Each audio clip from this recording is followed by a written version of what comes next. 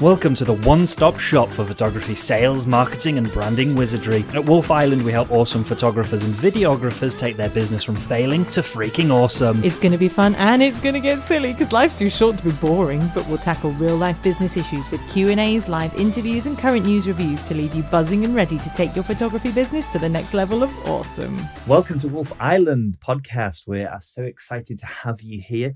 This week we are talking about networking with others, and we're talking about basically how relationships can build your business and get you more clients. This is a topic that we're actually particularly excited about because I used this very effectively when I started my photography business. I networked with other photographers in my area and they started sending me their excess work. Within 6 months, I was full-time, and essentially 60% of my first year's bookings came from other photographers. So that all started with reaching out to them. So the question is, how do you reach out to a photographer in the first place? You can feel like I've got nothing to offer, like I don't really know what to say, and so that's what we're tackling today. It's chicken and the egg, isn't it? You don't know what to do. How do you get it started? We're all talking about, we often talk at Wolfe-Island about the importance of networking with other photographers because it is such an effective way of building your business. But the question is, how do you do that? How do you actually connect with someone who you see is further along the journey and somebody that you actually want something from them? Which is quite tricky. Yeah, very tricky. Absolutely. But it's a very valuable source of clients and building your business. So the question that we're tackling today is, how do I connect with other local photographers? I keep trying, but it never works. I asked one photographer to mentor me, offering to carry her bags. I asked one to critique my work and even offered to pay another to do some adverts for me, but they all ignore me, sometimes blocking me from their page. I don't understand what I'm doing wrong. Do they see me as a threat? Why can't they see me as a colleague and help me? Whoa. The first thing that stands out to me is that's harsh. People blocking from their page. It's a bit weird. Well, yeah, that is quite an extreme reaction. And I think the reality is human nature is wired to be defensive, to assume that people want something for you. We actually photographed a wedding in Israel not that long ago. Do you remember? And the guy was shouting across the road at us going, "Oi, oi, you!" Nice. And I turned around, I'm like literally terrified. I'm like, what's going to happen? Is he going to rob us? Do you know, like, is it? What did I do? He was really aggressive. And then he was like, so I turned around and he went, "Hello, hello." And he starts waving and I'm like, I literally have no idea how to respond to this. Why am I in trouble? Because you're saying a nice thing, but you're saying it in a really aggressive way. And so I don't really know what to do. But we are wired to be defensive, right? Yeah. You just assume if somebody shouts at you in the street, you assume they're about to kill you, like, and you need to start running. Well, maybe not that extreme, but you don't assume that somebody is making random contact with you because they want to benefit you somehow. That's not how it works. They're contacting you because they want something from you. Do you remember that street guy? I can't remember where we were now, but he... Street guy? Well, that's all I can This is getting weird. Street guy? Well, okay, it's all I can describe him, really. Where were we? I think we were in another country.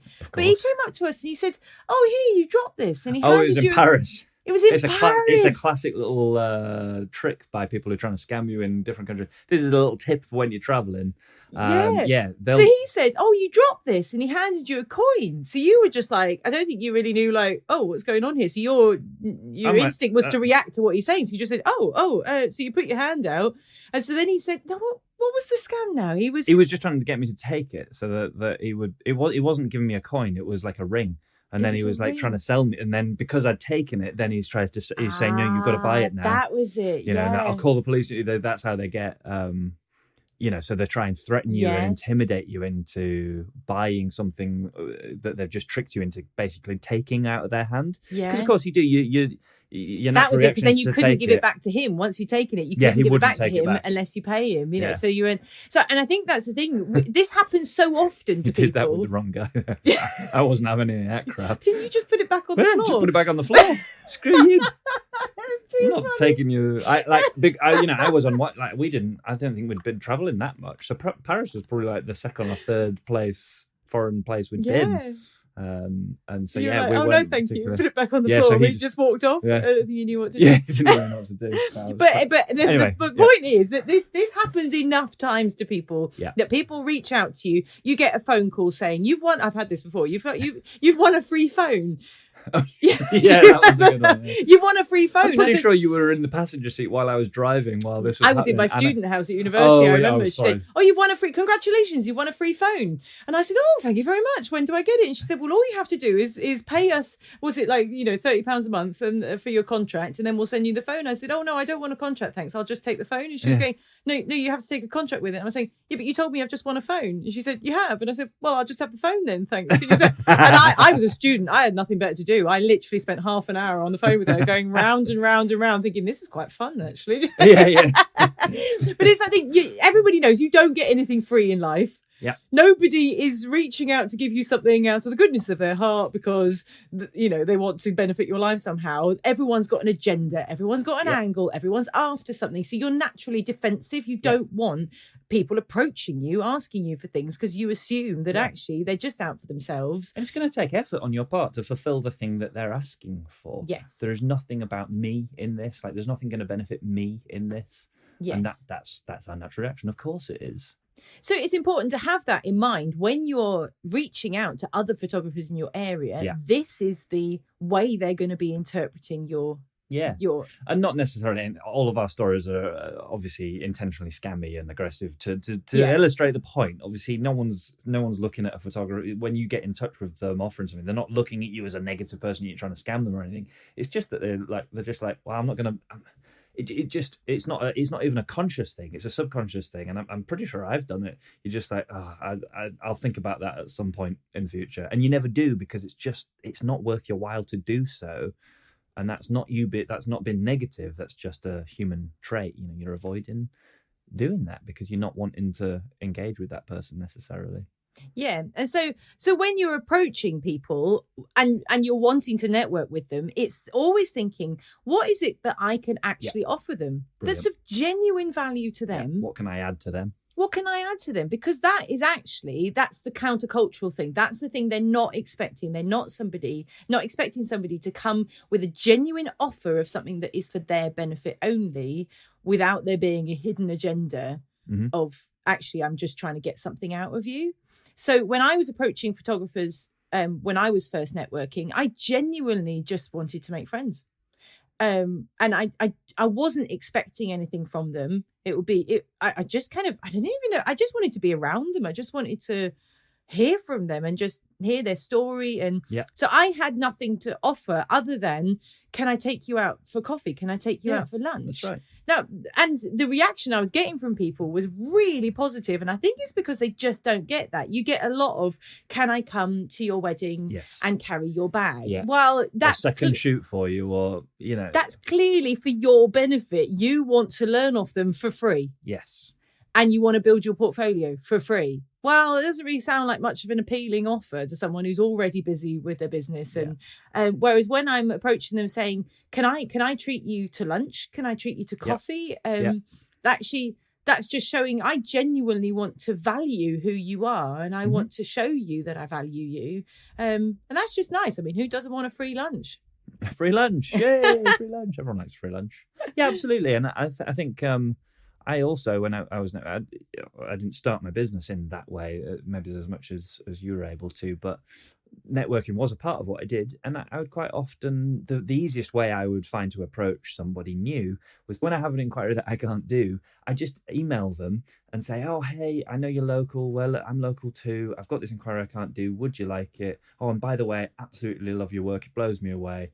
Can I take you for a coffee? And that always helps you hang out. And that's definitely the ideal. I mean, that's definitely the best thing is if you've got an inquiry that you can send them, an excess inquiry. And as soon as I was able, I started doing that. And the reality was at the start, I didn't have any inquiry. All I could do was play the fan card and rub their ego a little bit. Actually. It really worked. And so I was, if they were local, I was offering to take them out for coffee or for dinner. If it was just, if they were in other parts of the country, because I was networking with all kinds of photographers, I was just emailing them saying, basically just telling them how amazing their work was, telling them, that picture, wow, that just blew me away. Right? Yeah, loads of compliments. Your work is so this, it's so that. I'm so inspired. I just wanted to let you know that I just had to get in contact and say hello and let you know that you've got a new fan in the UK. Yeah. And the positive reactions I was getting from people, and they were all saying things like, oh, that's so lovely. And it's made me think, we should be more complimentary to other photographers. We should really reach out, and tell each other when we're inspired. And it just said to me, this isn't happening. People don't get this. They don't get compliments from other photographers who are just looking to build them up with no other agenda other than to just, make them feel good about themselves. Once I was networking with people, I was then anything I could do to add value to them. So I was photographing headshots for their website for free. I was photographing family shoots for them for free. I was just helping them with their business because I've always been quite good at that. So that was something I could do, was offer them help with their business. We helped them with their websites. You've helped set people's computers up, their new computers. Anything we could do that was just actually practically helping them in any way that we were able to offer. And people really responded to that. And as I said, very quickly, they started sending me excess work. And within 6 months, I was full-time. 60% of those bookings had come from them. So it did actually benefit me, but that's not how I set out to do it. I set out to make friends. I think the reality is nobody actually owes you anything. So that's where we're working from. So what can you do to appeal to them, to form a friendship? I know it sounds like this is all like really like caveman-esque behavior from people, but you've kind of got to just work with human behavior where most of us are quite private, even if we're massive extroverts. Kind of like us, we're quite, you end up being quite private, and you only trust the people who you know that you can trust, if that makes sense. There's nothing wrong with that. It's not a bad thing. So I know this particular person asking this question was like feeling like, nobody's, everyone's just really harsh. Why is everyone so rude? There's something wrong with this industry, but it's not really. There's nothing wrong with this industry. There are something wrong with some people. So that those people that are hilariously banning her from their Facebook page, I mean, what the heck? That is weird. But there are some weirdos out there, and that's nothing you can do about that. But the vast majority of people, in our experience, are absolutely lovely. It's just you kind of need to break the ice because they don't owe you anything. So break the ice, get them on side, make that friendship, start that relationship. I think it's important to remember that you're not colleagues. So this person saying, why can't they see me as a colleague and help me? Yeah. Well, it's because you're not colleagues. Yeah. You're not even friends at this point. And so it's actually understanding that person, like you said, doesn't owe you anything. They don't know you. So you're not colleagues. Yeah. You become friends first, and then you become colleagues. Agreed. Through a friendship. So you're not looking to build a business relationship with them. You're looking to build a friendship. Yes, and when you reach out to build a friendship with somebody, in our experience, 9 times out of 10, probably more, I would say definitely more, that people respond to that, because it's actually not normal that people reach out to them just to make friends. Just to make friends, absolutely. Or to just compliment them, or to give them something for free with no strings attached. Niceness going on. Everyone loves a bit of niceness. Oh, it's all getting very touchy-feely here, isn't it? Well, yeah. Share the love. Which I didn't think it was going to get touchy-feely, because you look like Jon Snow from Game of Thrones, sat in your fur coat. I am. Okay, you can't see me right now, but I am wrapped in a blanket. I'm always wrapped in a blanket because I'm always cold. I can tell you it is 22.4 degrees Celsius in this room. It does not feel like it. No, I don't believe a word of it. It's so cold. That's 2 degrees warmer. But do you remember that a few months ago we saw a picture of my great, I believe, 4 greats grandmothers, great grandmother. Hang on, let me say that again. My great grandmother. Yes. And she was wrapped in a blanket, and I said to Matt, I so identify with her. Like, I'm always wrapped in a fluffy blanket because I'm always cold. She literally had a blanket around her shoulders, a blanket on her knees. And she wasn't old or anything in that photo. She was. That was her 98th. That was a photo to celebrate her 98th birthday. But it's the fact that this was like an official photo. Now, back then, that was a very expensive and a very big deal to have a photo taken. So you would put on your Sunday best. But she still went in wrapped in a blanket. She was like, I don't care. I'm wearing my blanket. I like my blanket. Which is you right now. You don't care. Right now. You're wearing your blanket. There we go. You're having a little insight into what this office actually looks like. You imagine me looking all cool and wrapped in a blanket. Does anyone actually imagine me cool? No, I don't think they do, actually. Well, I don't think anyone's imagining either of us where we are. Fair enough. Yeah. Anyway, so I think just to follow on from that concept really is that everyone was also busy. So anything you can do to make the person you're trying to connect with's life easier, the better, because you're making their life smooth. They like you. They're more likely to go for friendship, and friendship first, colleague second, is actually backwards from what people see colleagues as, because we've all worked in, right, like in an office or something like that. Colleagues you eventually become your friends with, where it's the other way around. Here you become friends so that you can become colleagues. Now, what we're doing when we're turning everything on its head right now, which is what we like to do at Wolfe-Island, is just basically turn everything on its head. I'm actually sat on my head right now. So when we're saying you're not reaching out to a colleague, i.e. somebody that you think can give you something. Mm-hmm. You're reaching out and networking to build a friend. Yeah. Now, when you've got that mentality as a business owner, you're reaching out to make friends with people, no strings attached, no expectation. You're just making friends. That now suddenly applies to everybody. Not 100%. Just somebody that you think you can get something off, which is a photographer you consider to be further along the journey than you. So I make friends with the bar staff at the venues that I photograph. Yeah. I make friends with the driver of the car. I make friends with the lady at the supermarket. I'm just always making friends with everybody, because you never know what contact that's going to give you. I've just taken a brilliant booking for a wedding that came through a contact that we made with a couple in their 60s when we were on holiday. Oh yeah, we were on holiday in Thailand. Met this couple in their 60s. We just make friends. We talked to everybody. We just wanted to make them add to their nice time on that excursion that we were on together. We just happened to be on together. We wanted to make sure they had an even nicer time by being friendly people. Yeah, was all we were doing. So they obviously really liked us, because next thing I know, a few years later, I'm taking the booking for her daughter's wedding, and it's a brilliant client. It's exactly the kind of client I would like to book. Who would have thought that booking was going to come out making friends with a couple in their 60s? So you just don't know where these contacts are going to come from. So the principle is just be friendly with everyone. Yeah. Treat everyone with the same level of value, whether you think you're going to get something out of them, whether you don't. Why are you smirking? I just wondered whether we needed to clarify we are not in our 60s. That's why we're making a point of them being in their 60s. I'm wrapped in a blanket. Yeah. That's what people in this. Well, actually, no, it's more in this, like in the 80s. Yeah, definitely not in the 60s. That's why we made friends with them. We were children. Keep us young. maybe when we were children, we were like 60-year-olds. Anyway, the point is we're saying we're just making friends with people just completely outside of our age range. People, they're not people who are necessarily similar to us. We're just connecting with people, and like, don't get us wrong, we weren't like putting loads of effort into like talking to them and like putting huge amounts of effort in. We've just been nice, chatting, remarking on similar things, being conversational. It's having the mentality. If this was somebody you thought you could get something out of, how would you interact with them? How would you speak to them? How much effort would you put into making friends with them? Somebody else who you don't think maybe I can get as much out of them, give them the same level of respect and the same level of value. Yeah. Be as friendly to them. That then makes you normal. You're not then just being... I think that's the thing. There's one of our business mentor friends used to say, there's like the smell of the hunt on you, the smell of blood, the fresh kill sort of smell. Like if you're hunting for a sale all the time, and the people who are just, the photographers or the business people who are just nice to the people they think they can get something from, like the sales manager at the venue, or the sales coordinator, whatever they're called, venue coordinator at the venue. If you're real nice to them, you're butt kissing, as it were. To them, it's but then fake, rude to the bar staff. But then rude to the bar staff. Like just be friends and nice to everyone. You don't need to be, make it genuine. And I know for some people that's a lot more effort. If you're a bit introverted, that can be hard work, but you can do it. It's possible.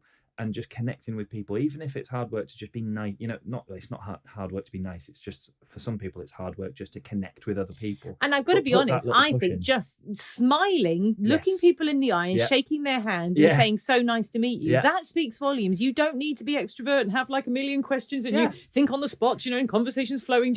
People are impacted by the fact that you've looked at them, and with your face and with your body language, you've placed value on them, and you've said, I'm excited to meet you. That I think is enough. It's like my friend, we joke together that he's like 90% introverted and I'm 90% extroverted. So we have a laugh about that. But the thing that I've always noticed he does, compared to some people who say they really struggle in social situations because they're introverted, something he does is he's always, when he meets someone new, smiles, looks them in the eye and shakes their hand, because he knows that breaks the barriers down. And then for him, it actually makes his introversion then easier, because he knows that he's put that little peak of effort in at the beginning, and that person now feels relaxed with them, so he doesn't need to perform for anyone from then on out. And that is so good to. So we have another brilliant example of just making friends with random people, and then you never know what contact that's going to bring for you. So we had our day off last week, and we just went for lunch at a new restaurant that we'd heard of. Really cool looking restaurant. Yeah, it was great, and we did have a really nice time there. I'd asked one of the staff, because I'd noticed there was an area that you could hire for private parties. And I thought, oh, that looks like a really nice area. Yeah. I'd quite like to hire that myself. So just got to think of a party to have now. Well, yeah. We do like an excuse for a party, though, don't we? We do. It's something we do love is parties. Wolfe-Island party. Wolfe-Island party. It's not going to be big enough. We need a bigger space than that if we're going to have a Wolfe-Island party. No, we need to hire an island. Yeah, Wolfe-Island. Let's not hire the actual. Anyway. But anyway, so I'd asked one of the staff, how much is it to hire that space? She said she didn't know. So on our way out, I went and looked into that area of the restaurant, and there was somebody behind the bar. And I thought, now, I could just go home, email them and find out how much it costs. Or there's somebody right there and she might know. So I went over and asked her, and she said, oh, actually, our events coordinator is here. So you can ask her. There. So introduced me to her. She was lovely. And we chatted for ages with her. We were just laughing. And bear in mind, they were sitting having a meeting. It seemed like a management meeting, over lunch. So we were just staying clear because they looked like business people. And she was lovely, wasn't she? Yeah. We just placed value on her. We chatted to her about the fact that she was new to the job and how was she finding it and where did she work before, and we were laughing and we were commiserating with her, and we were finding things that we knew together, like that had similar experiences of, so we knew a particular place where she'd worked, so we talked about that particular place and chatted on. And that was absolutely great. So then she finds out that we're photographers and that actually they do weddings at the venue, and that also that we're business mentors. And she offered us to use that space, that really cool space that we really liked, for free. She said, if you want to come and film any of your training videos here, there's no problem with me. She said, I'm always here 2 hours before the restaurant opens. So just come along and do whatever filming you need to do. I mean, what? She's offering it for free to essentially hire the venue. Now, we had no idea when we started the conversation that was going to be the end point, that she was going to offer us this amazing recording space for free. Oh, yeah. And we were just making friends. She did also offer us lunch, she said, and afterwards have lunch on us as well. Sorry, that's very high. Yes, she offers us lunch. Isn't that wonderful? I do like lunch. Lunch.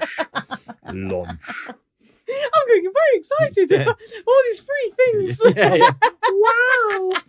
I don't care about the free recording space. I'm just I'm just here for the food. Yeah, I'm here for the food and all in. But I thought, first of all, I could have gone home and emailed. Now, I guarantee you, we would not have got to that end point if I'd gone home and emailed. I just said, I love this place. You get that kind of relationship through face-to-face. And I think that's why I'm suggesting when you network with other photographers, try and meet up face-to-face if you can, because that's when you build like a genuine rapport and relationship with somebody, and you never know where that's going to lead. In your relationship with them, and also the fact that we just placed value on her and chatted to her as a friend, made friends with her, she then felt more inclined to actually be generous back to us. And it just shows actually how much. And that was never the intent on our part. No, of course not. We just like talking, just like meeting new people. We like talking. I mean, that's just a given, but we like talking to people as well. But that actually shows how much that meant to her. The fact that we placed value on her. She then wanted to be generous back to us. So that was amazing. So absolutely. And so you might be sitting there thinking, oh, I don't think I could ever do that. And let me be clear here, SJ can do that. I wouldn't have gone and asked the people in the first place a lot of the times. Like when I'm in the zone, I'll do it. But obviously when I was in that conversation, SJ had essentially already set that conversation going, across the barrier, as it were, and got going. So it went really well. But for me, I might struggle in that situation. And the way that I've found to sort of get through that is really practice in low impact situations of just approaching people, asking questions, being nice, when it's not too difficult. So, when you're at a venue and, you're kind of chatting because you're interested in something, or maybe a wedding venue, and you're actually thinking, okay, I am here to network and actively work at doing this. That can put a lot of pressure on you. You get real panicky. Well, do things that as far removed from panic as possible, and just really start to ease yourself in to chatting to people, because even the most extroverted people can struggle to just talk to someone new. It's tricky. And here is but it's so worth it. Yes, here is a really simple way to start learning how to be brave and talk to people. Say hello to the lady who's serving you at the supermarket. Perfect. Love just that. say hello. Yeah. How's your day going? Yeah. Have you got long left of your shift? Yeah. Just make conversation with her. Yeah. And if you can't get the energy or the confidence up to do it, that's fine, because you're probably going to be there the same time next week. So give it another try next week. It's that easy opportunity to learn how to say hello to a stranger, place value on them, and start building a friendship out of nothing. Do you know, that's so funny you say that, and that's just reminded me that that's literally how I started with this when I was a teenager. Oh, I didn't know that. I just decided I was going to chat to the staff. Yeah. I'm the weird guy who reads the person's name tag and says, "Hi, Anne, how's it going?" That is creepy. I'm not going to lie to you. She's creepy. The one wearing the name tag, so not my problem. I just like to use people's names. I think it makes them feel valued. Does it, Matt? Yes. That's good, Matt. It's a good principle. Yeah, I really appreciate it. I mean, you're making me feel very good about myself. Why aren't you using my name? I've used it already, this conversation. I seem to remember. Well, anyway, I hope you found that really helpful. And who knows? I have. Oh, well, good for you, Matt. I'm very pleased, Matt. That's all right, SJ. Okay. And I who knows where those connections that you're going to make are going to take you. So treat everyone with the same level of value and respect, and let's see where those connections will take your business. And quick fire challenge. Why don't you try connecting with someone new today? Yeah, why not? Send someone an email. Somebody that you admire their work, send them an email and just say, just wanting to get in touch and say, your work's amazing. Love it. Keep going. I'm a fan. Yeah. That's it. That's all you have to say. Beautiful. Head over to Wolfe-Island.com and become a resident to start transforming your photography business into the unstoppable success you deserve. And don't forget the Wolfe-Island Photography Business Exchange on Facebook, where you'll find the best discussions, support, and meet other pioneers from around the world. Your dream client is waiting, and you've got what it takes. At Wolfe-Island, we're believing that this can be the best year yet for your business.